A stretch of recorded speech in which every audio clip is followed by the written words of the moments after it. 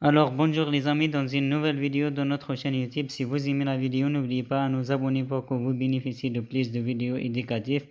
La vidéo d'aujourd'hui est à propos d'un thème très important qui est l'endocardite. Alors on va commencer par une petite définition de l'endocardite. L'endocardite signifie l'inflammation de la couche interne du cœur.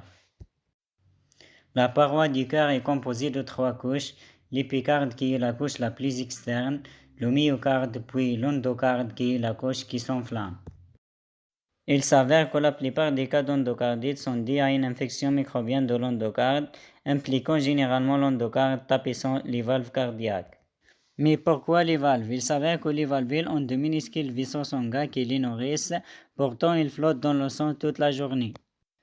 Cela signifie qu'une infection peut potentiellement résulter d'une valvule endommagée, car elle permettrait aux microbes de s'échapper des minuscules vaisseaux sanguins et d'envahir le tissu valvulaire. Ou d'un autre côté, les microbes dans le sang pourraient pénétrer dans les minuscules vaisseaux à l'intérieur de la valvule.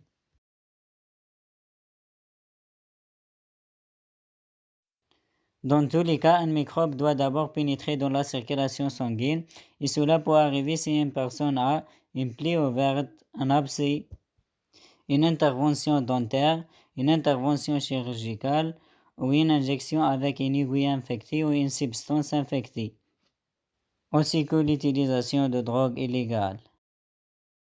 Le plus souvent, les valves du côté gauche, la valve mitrale et la valve aortique sont affectées, parfois en raison de conditions prédisposantes telles que le prolapsus de la valve mitrale et les valves aortiques bicuspides, mais cela dépend vraiment des circonstances. Les facteurs de risque pour l'une ou l'autre des valves comprennent la présence de valves prothétiques, une malformation cardiaque congénitale impliquant les valves, des dommages aux valves dus à une cardiopathie rhumatismale, l'utilisation de drogues par voie intraveineuse qui affectent généralement la valve tricuspide. Maintenant, la première étape qui se produit dans l'endocardite est que la muqueuse endothéliale de la valve est endommagée. Cela peut se produire de plusieurs façons, comme une inflammation ou une blessure antérieure. Ces dommages exposent le collagène sous-jacent et le facteur tissulaire, provoquant l'adhésion des plaquettes et de la fibrine, ce qui forme cette minuscule thrombose au caillot sanguin. C'est ce qu'on appelle l'endocardite thrombotique non bactérienne, ou MBTE. Ce n'est pas bactérien car cela se produit avant même que la bactérie apparaisse.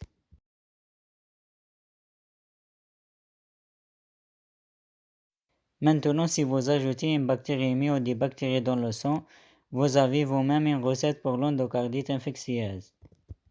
Chaque jour, les microbes ont la possibilité de pénétrer dans la circulation sanguine, que ce soit en se brossant les dents et en les faisant glisser dans les gencives, ou en les faisant pénétrer par l'intestin ou les poumons. Quoi qu'ils en soient, ils pénètrent régulièrement dans le corps. Ce n'est pas généralement un problème car il s'agit d'une petite quantité et peut facilement être tué par votre système immunitaire.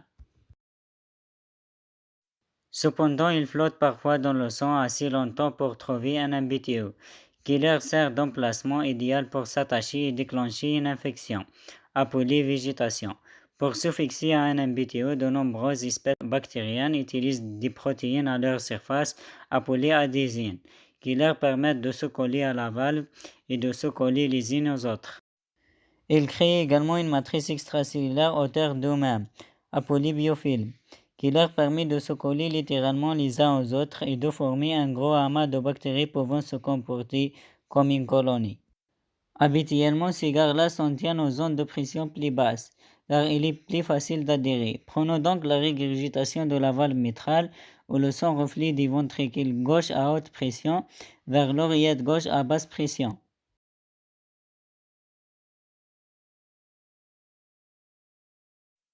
Dans ce cas, des végétations auront tendance à se former sur la surface auriculaire à basse pression. Non seulement ils se formeront ici, mais ils se formeront également sur le bord de l'ouverture en raison de l'effet Venturi. L'effet Venturi décrit comment la pression du fluide diminue lorsqu'il s'écoule à travers une ouverture rétrécie, tandis que sa vitesse augmente. Ainsi, à mesure que le sang se fraye un chemin à travers l'ouverture, la pression est plus faible près des bords.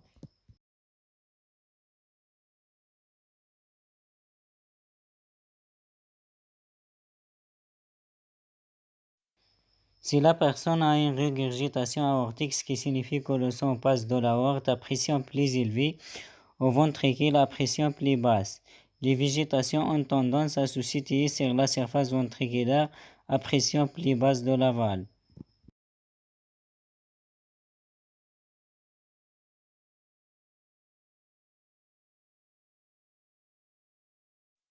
L'endocardite infectieuse était autrefois classée en groupe aigu et subaigu, en fonction de la rapidité avec laquelle l'infection s'est développée.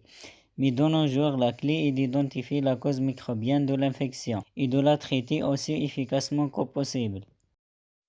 Streptococcus viridum est la cause la plus fréquente. Sa virulence est faible.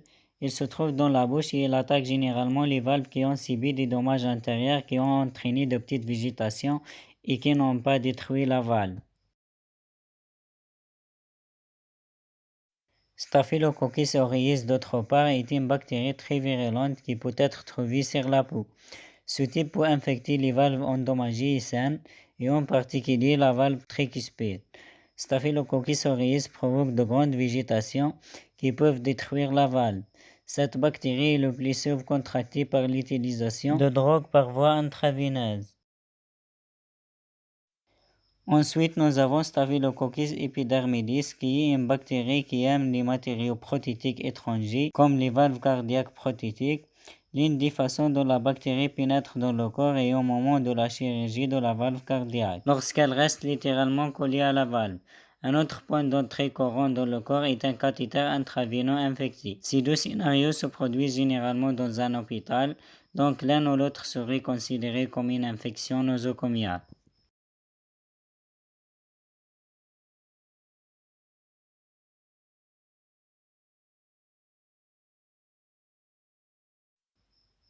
Deux autres espèces bactériennes sont Enterococcus faecalis et Streptococcus bovis, qui se trouvent toutes deux normalement dans la flore intestinale.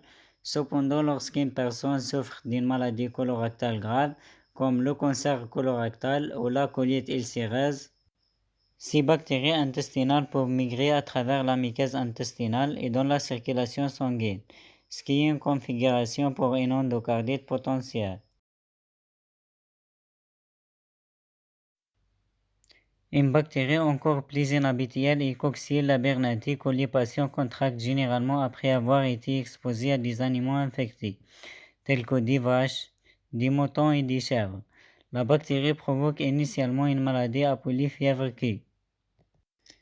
Des mois voire des années après la fièvre Q initiale, les patients peuvent développer une endocardite, mais généralement chez les personnes à haut risque, les patients immunodéprimés, les femmes enceintes, et ceux qui ont une anomalie valvulaire cardiaque préexistante, ce qui rend le diagnostic difficile, à moins qu'il y ait une raison de le soupçonner. Enfin, un groupe d'organismes moins fréquemment associés à l'endocardite sont les organismes à sec. Ces types sont un groupe de bactéries gram-négatives qui font également partie de la flore normale de la bouche et de la gorge. Chaque lettre de A sec représente un genre différent: Haemophilus, Agregatibacter, Cardiobacterium, Echinella et Kingella. Désormais, les personnes atteintes d'endocardite infectieuse ont presque toujours de la fièvre et un nouveau souffle cardiaque résultant d'un flux sanguin turbulent au-delà d'une valve cardiaque endommagée. Parfois, les végétations peuvent se détacher de la valve et de petits amas d'agents pathogènes appelés embolies septiques peuvent flotter dans la circulation sanguine. Ces gars-là peuvent se loger sous les ongles, provoquant des hémorragies par éclat, ou dans les pommes et la plante des pieds, provoquant de petites lésions indolores, plates et érythémateuses appelées lésions de Janeway. En revanche, il pourrait y avoir une réaction immunitaire avec des complexes antigènes-anticorps qui se forment et se déposent dans différentes parties du corps. Dans les doigts et les orteils, ces complexes peuvent entraîner des lésions douloureuses appelées ganglions d'Osler. Dans l'œil, ces dépôts peuvent entraîner des taches de rot, et dans le rein, ils peuvent entraîner une glomérulonéphrite. Le diagnostic de la cause de l'endocardite infectieuse implique généralement une hémoculture positive, ce qui signifie la croissance de bactéries à partir d'un échantillon de sang. L'échocardiographie peut également être utilisée pour visualiser le cœur et rechercher des végétations ou des indices plus subtils, comme le mouvement de la valve. Selon l'organisme qui a causé l'infection, une cure prolongée d'antibiotiques sera probablement utilisée pour essayer d'éliminer l'infection. Mais une intervention chirurgicale peut être nécessaire dans les cas graves, en particulier lorsque le dysfonctionnement de la valve provoque une insuffisance cardiaque. Il est également important de prévenir l'endocardite, en particulier parmi les groupes à haut risque tels que les personnes portant des prothèses valvulaires cardiaques ou les personnes qui ont des antécédents d'endocardite. Avant les procédures dentaires, on recommande parfois à ces personnes des antibiotiques. Rappelez-vous, certains de ces microbes qui causent l'endocardite vivent dans la bouche. Enfin, il y a l'endocardite de Liebman-Sachs qui n'est pas lié à une infection. Celui-ci est généralement associé au lupus érythématodisséminé, qui est une maladie auto-immune impliquant des complexes antigènes-anticorps. Dans ce cas, il se dépose dans l'endocarde et provoque une inflammation. Ces zones d'inflammation peuvent survenir n'importe où sur la surface de la valve ou sur les cordes tendineuses, mais se produisent généralement sur la valve mitrale, ce qui entraîne une régurgitation de la valve mitrale. Dans ce cas, l'inflammation peut également se produire sur l'endocarde auriculaire ou l'endocarde ventriculaire. Alors, pour récapituler rapidement, l'endocardite ou inflammation de l'endocarde se développe généralement à partir d'une infection bactérienne. Dans ce cas, il y a généralement d'abord des dommages ou des blessures aux valvules cardiaques qui conduisent à des thrombus, qui servent d'endroit où les bactéries peuvent adhérer et provoquer une inflammation. Parfois, cependant, il peut être non bactérien, comme dans le cas de l'endocardite de Liebman-Sachs, qui est associé au lupus et une maladie auto-immune. Et c'est tout pour la vidéo d'aujourd'hui. Au revoir dans les nouvelles vidéos.